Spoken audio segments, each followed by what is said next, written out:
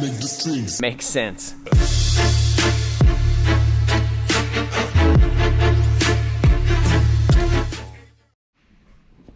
What's up, guys? Welcome back to the channel. And some bad news about the Civic. So in the last video, you guys seen me go to the track, test this thing out, and had to basically drive it home, you know, rev matching it and not trying to stop it at stoplights. And there's one spot where it basically died on, well, I killed it because I was going to go out in traffic. So I basically had to put it in first gear and start it. So I thought that, you know, since it's a twin disc and, you know, everything was just super hot just because I hot lapped it. And I was like, okay, well, let's just park it in here overnight. So I came down here today. So today's Father's Day, Sunday. So just hanging out with family and doing all kinds of stuff. And stopped by over here real quick before we went to a little family thing. And just try to put it in gear. Freaking, you know, it's like the clutch is like halfway. It just doesn't feel positive. And so what happened a long time ago when I was drag racing my Supra, because it has a small clutch in it and it's such a heavy car, is it actually welded like a booger, like a clutch, like ceramic material, like booger on the pressure plate or on the little disc in one of there. So basically melted the clutch material, put a booger on it, and like half of the pedal felt really soft, and that's exactly how this feels. And I'm assuming that's what happened to it. So it's basically just mad that I was hot lapping it, and I shouldn't have been hot lapping it. And me and Ty, we almost want to turn it into a t-shirt. But over the past like month or so, it's like we've always been saying this one saying, which is make sense. And you know, it's like honestly I'm a little frustrated with myself right now. And you know, just the whole Rocky Mountain Race Week, it's just been like a whole week of just thrashing on stuff and just tearing this thing back apart, torn it down into a shelf, complete fuel system, changing all the wiring, doing a bunch of stuff, doing the tranny, doing everything. And then I go to the track last minute, just trying to rush things and hot lapping it, trying to get some data and trying to see if we did fix the issue of it dying. And then we ended up overheating the clutch and doing that stuff. So now I have to take it all back apart. And, you know, in these situations, like, there's nobody really to be like mad at. I mean, it's not the clutch's fault. It's literally, it's just me for just like rushing that stuff and hot lapping it. And so that's where that saying comes. You know, that's like we've just said it so many times over the past like month or two about just stupid things that have happened or things that are happening in the world, or, you know, something that I did wrong or something. You know, just when something goes wrong, you just sit there and you look at the situation, you're like, it makes sense, you know, because I was hot lapping the car and, you know, just like all that type of stuff. So it is Sunday night at 9 o'clock. So I'm going to try to get this engine out real quick. Ty actually found a clutch. If you guys seen on Instagram, I was just kind of posting, asking if somebody found one or if had one locally. Just because there's no time to overnight anything, because you put in the order Monday and then it shows up Tuesday. But Tuesday is the day that tech starts at Bandimere. So we basically tech in at Bandimere. It's from like 9 till 3. So we still have some time on Tuesday. So basically, as long as I get teched before 3 o'clock and I do a pass between 4 and 10 o'clock, you know, put my time in or whatever, then we should be good to go. Yeah, one of the whole plans is we were kind of, we were looking at replacing the clutch before this event. I was going to order some extra discs and stuff, and I was like, oh, you know what, like, no worries, we'll just send it on this one for now, because I'm assuming with the power that it's going to be making when we get back. So as you guys know, this engine is hurt.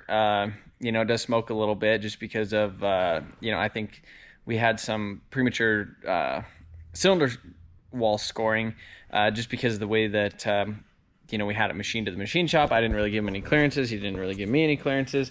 I just gave it to him. I said, put these, you know, board for these pistons, and that was pretty much it. I didn't tell him that I was going to make like 1,000 horsepower on it or anything. But yeah, so when we get back, I want to, you know, probably within a month of getting back from race week, I want to have a sleeved bottom end in this thing. So basically same pistons and rods, you know, obviously new pistons, but same rods and all that stuff in this bottom end. And I would like to push this thing over 1,000 horsepower to the wheels and just have a freaking crazy Civic.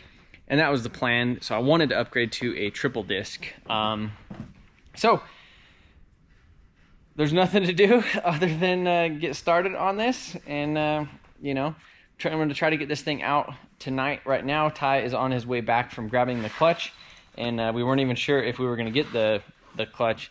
I even had it in my head. I was like, okay, well, if the Civic's not done and ready by Thursday, you know, we'll take the Supra. And here it is, freaking, you know, almost Monday already.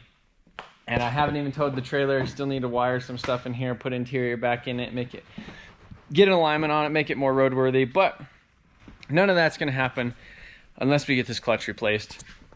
So let's get started. I'm probably not going to film me yanking this thing out just because you guys have literally seen that too many times. So I'll catch you guys when it's out. All right, so I started pulling this thing at 9:45. It is 11:06. So what is that? An hour and 20 minutes. It is on the ground, and she's right here. So I got the tranny off it, and you can see that the transmission, see all that white stuff right there? I kind of wiped it off with my finger. That actually was touching right there on the inside of the transmission. So I don't know if it just got like super mad, super expanded, or maybe, I don't know. That's just kind of crazy that that would have touched right there. None of the bolts look loose or anything like that. That's just weird that it did that. Yeah, I mean, all the bolts and everything look tight. They look fine. I mean, we torqued them, we put a little bit of Loctite on them, and the housing literally just touched right there. So maybe, I wonder if it just got so hot that maybe right here on the edge it like expanded, or like allowed it to like push it back or something, to where the basket like expanded and just lost its way, I guess. I don't know. It's kind of weird. So I'm gonna go ahead and take it apart, and Ty should be here soon with the new clutch, so we'll see how that goes. All right, so we found some damage. Look at that. So loose flywheel bolts, which, I mean, these things have been on there, and I had Loctite on them, but I mean, you could definitely see it freaking came loose. That's just crazy. They're like bent too. I mean, the two-step, I mean, everything about this thing, just, it freaking rattles stuff loose. Yeah, that one's like really bent and sideways. So Ty actually just got here with the clutch. Where's it at? The new one. So you got this brand new, very same exact thing that we started. Look at you, Ty. You got your freaking boots on? Yeah. Well, it's Sunday. Ty was out hanging out with his fam, doing all that stuff too. Yeah, look at that. Really. Same exact thing. Ready to go. Brand new. Brand new. Ty, look, man, that's a nice hat. Yeah, that's pretty nice. Pretty sweet. I got a lot of compliments on it. Man, where could I get something like that? But Maybe I'll get one soon. you guys might be able to get them soon too. So I guess let me finish taking off this freaking flywheel thing. Kind of sad, Ty. I don't know what this means. So it was just like stuck in gear? I mean, yeah. Because that's not good.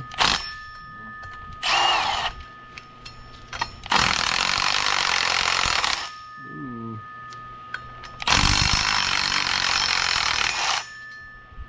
Woohoo! They're cracked and shit. Look at that. Oh, look at that Broken. one. That one is freaking boogered. Ouch. Ty, I'm not liking this at all. You know what this means? Extract and tap. Well, this means it needs a new crank.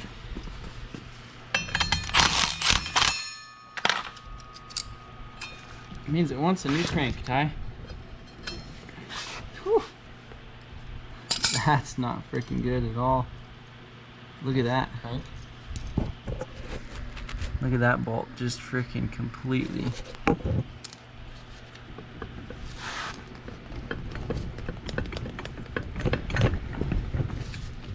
That doesn't even want to come off.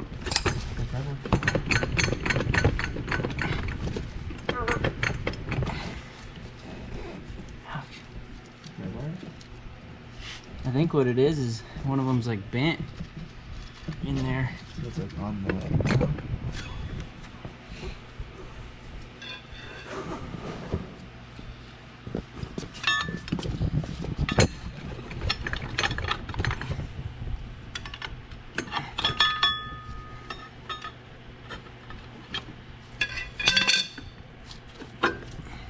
Ooh. No. So look at that. Holy cow. I mean, honestly, I don't know. I mean, remember my Supra, we were just hot lapping it and then stuff came loose. Just hit after hit after hit. Same thing with this. I mean, I literally did probably 6 hits within 30 minutes at the track. And I mean, when I took it off, nothing looked off though. Like the last time, because we literally pulled off the clutch and looked at it because we were concerned. We were like, oh, you know, hopefully this freaking clutch is gonna be all right.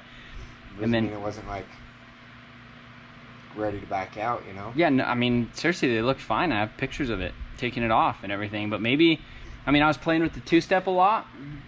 Rattles loose. And I mean, when we did put this other engine back together, I'm pretty sure I Loctited these bolts, these flywheel bolts, but there's pretty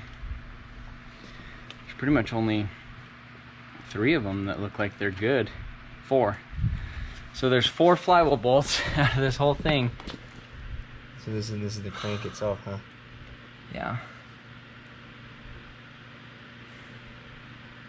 Yeah, that's literally the crank. So like, it's gotta get flipped upside down. If this is gonna happen, it's gotta get a new crank in it. Is all there is to it, pretty much. New freaking crank. I mean, I have one. It's crazy. Yeah, I guess it wasn't. Yeah, I mean, it's all the same. Damn it, that's crazy.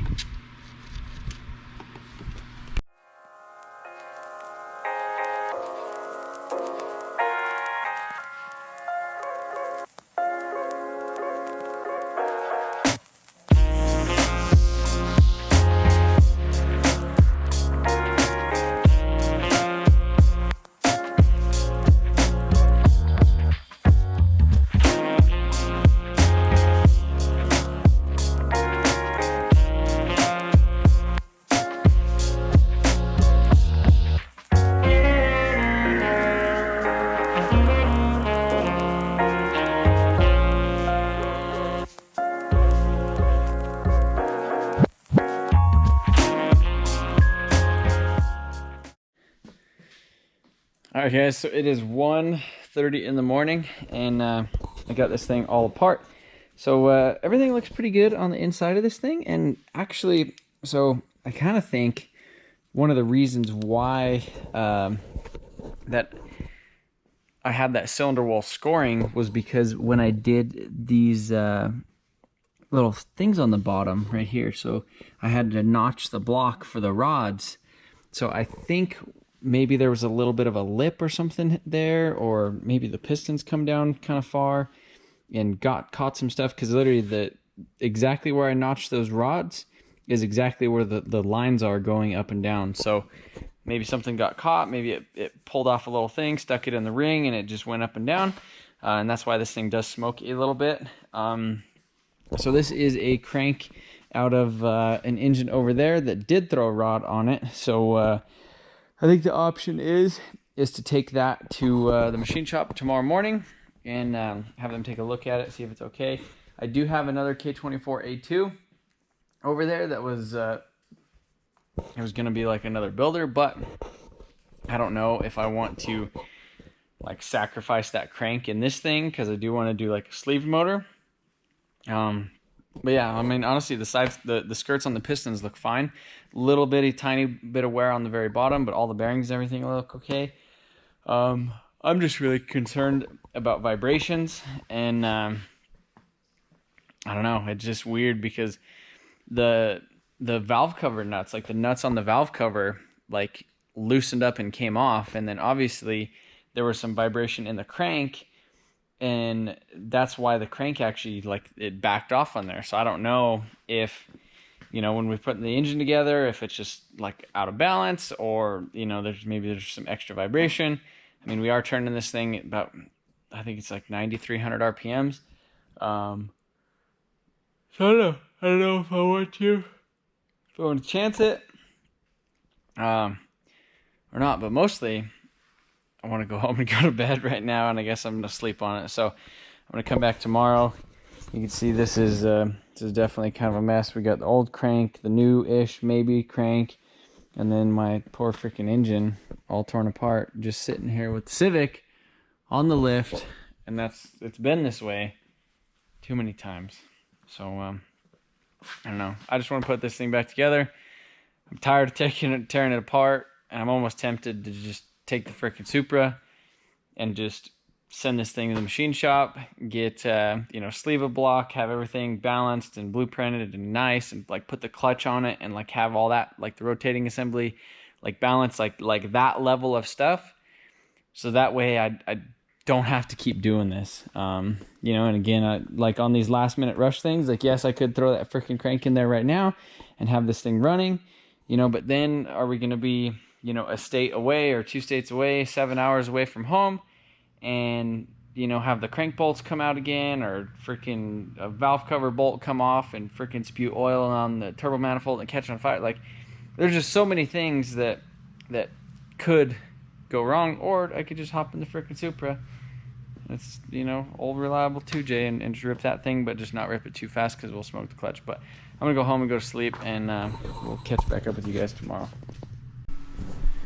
Alright guys, so it is the next day. It is 11 o'clock, and so I got some good sleep last night, and which is kind of funny, but I actually just went home and freaking passed out because I was so freaking tired, and really thought about this a lot. I've been racking my brain. I edited the track day video of this thing at the track, and I mean, if we would have went to the track and all the issues were sorted, and like it wasn't cutting off and doing that weird stuff, but it was, and I think at this point, like, I'm burned out of doing this, like literally pulling this out and putting it back in, and just the whole process. I'm just burned out. I'm tired of it, and I don't want to do it anymore.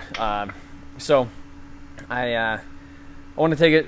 It's already apart. I want to sleeve the motor.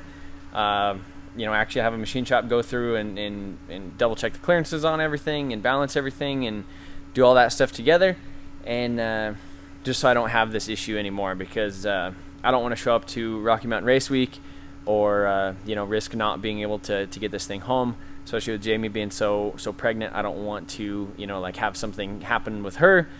She's due in about 2.5 weeks, I think July 10th. So I just don't want to have any issue like that, and then maybe be freaking broke down in Kansas with this stupid thing, and then her going to labor or something like that, and then not be able to go home because this thing's broken.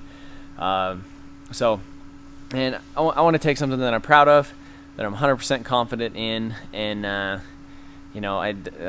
definitely want to take the Civic just because it's so rowdy and it's so cool, and it's what I've been really working on for the past couple months, and basically the last year is just messing with this thing and trying to develop this and work through these issues and this platform, and try to make this thing freaking go fast. But as of right now, it's 11 o'clock. We basically have 24 hours to get this thing, to where I would want to be absolutely last minute on the road, which, again, I could throw that crank in it, but who knows? This thing could vibrate itself apart. It could have issues, and I just don't want to do that. I don't want to show up to my first race week and just, go through all these issues. So I think the move right now is to actually just go home, grab the Supra, bring it down here, clean up this mess a little bit, prep it a little bit, because it literally doesn't really need much. I might just want to like take it and go get the tires balanced and stuff on it, and really that's about it. I mean, just kind of prep it, load our stuff in it, head up to the track tomorrow, and just kind of take race week with some 12-second passes instead of some, like, I was hoping mid 9s. That was the goal, is to run mid 9s the whole time. But the Supra should fit in the true street class, which is like they have a 10.0, 11.0, and I think a 12.0 index. And I'll probably just try to do the 12.0 index, because I don't really think it'll do that great on the street tires, and launching it and potentially not being able to have good E85 the whole time, just because it doesn't have a trailer hitch, so we can't tow a bunch of fuel and tow a bunch of tools and all that type of stuff. So gonna pack really light on this one, just literally run it on the street tires, run it on the tires that it's on, and that's pretty much it. So we'll bring some blankets just in case it hells or does some crazy stuff, and to try to protect it if something else like that happens. But ever since I've had the Supra done, there hasn't really been like a thing to do with it, and that was kind of one of the things that we did with the R8 when we went to Florida. Is like that gave me like a reason, like, all right, this gives me some content, this gives me like an event to take it to, and I think doing the race week in it, it'll get me prepared for next year. Help me figure out what exactly I need to do to this thing, hopefully dial in this chassis, and then hopefully next year come out and go to race week and like compete with Leroy with this thing. But so, that could be like a goal. I definitely want this thing in the 8s this year, and rushing stuff and doing all this last minute stuff, just freaking cobbling it together just to try to get it to the track, and having issues with it, like I said at the beginning of this video, it makes sense. So yeah, I guess I'm gonna run home and grab the Supra and come down here and start getting ready to go.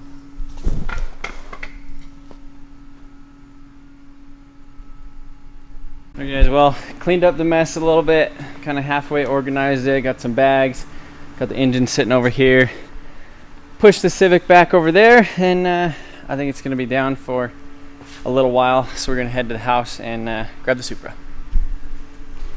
Guys, look at this Mustang.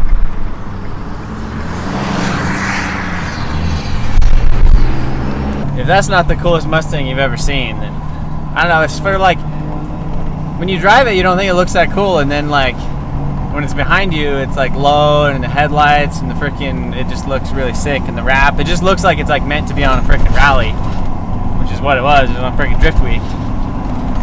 Thing's freaking sick. I like it. Man, every time I just forget how cool this thing is until I pull it out. Same thing with the Mustang until we freaking pull it out. But this thing is freaking huge. Normally I'm able to get the Supra plus 4-wheeler and have like plenty of space. We also have the poor Datsun shelf, I know. Carson's Jeep, all this stuff. I ran into that, because this thing's a freaking big old girl. Oh wow. Big old girl. Jamie's preparing for a new baby, yeah?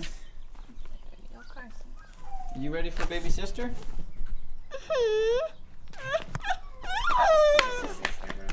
So the Supra is pretty much ready to go, other than an alignment in the morning.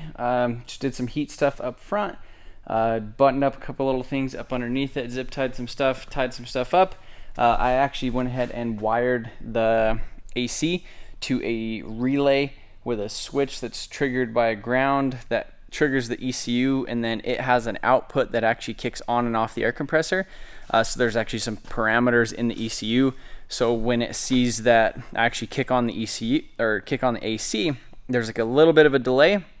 It idles it up just a little bit, and then turns on the radiator fans. And if I go over 60% throttle, it'll actually turn off the AC. So if we're doing like a pull or something like that, or some like freaking Corvette wants to race me or something, I don't have to worry about like blowing up the compressor by like going to red line with it and stuff like that. So it's nice to kind of have the ECU kind of controlling that stuff too, and especially the idle, just because the way I had it wired before, at an idle, this thing, it would almost die just because of, or it actually would die because it was kind of loading it up so much with the AC. So yeah, that's pretty much that. So that's all controlled by that. Got the little table out of the back of a CRV on here. I think that's gonna be nice, kind of set up, wherever we go. If we need to basically put all our stuff under it, put some stuff on top of it, put all the camera gear, kind of, saves a little bit of space too. And it's really flat. I got the helmet. We have some extra fuel, detailing kit. Got a bunch of tools and stuff kind of up underneath this whole area right here too. I brought this little like moving blanket just in case we end up running into like some hail or something like that. I'll basically just throw it on the roof because that's probably one of the more important parts. I don't know. I mean, I probably need more than a freaking hail blanket to cover more stuff. But yeah, other than that, I think she's pretty much ready. So I'm gonna go ahead and I guess close this thing. It's gonna get a bath probably tomorrow, maybe when we get up to Denver, or something like that. But yeah, guys, I think that is gonna be it for this video. Hopefully, you guys are actually stoked about me taking the Supra, because I'm honestly pretty stoked about it, and it's just nice to actually be freaking using the thing again. So yeah. I think that's going to be it. If you guys are stoked about race week and you want to follow along, be sure to hit the notification bell and follow me on Instagram to kind of see kind of our daily progress and what we're up to. Again, I am going to be trying to post daily videos. I know it's not going to be as cool as this thing, but really stoked to have the Supra out driving, doing hanging out with all the friends. So yeah, gonna get out of here for the night, and I guess we'll probably try to see you guys tomorrow.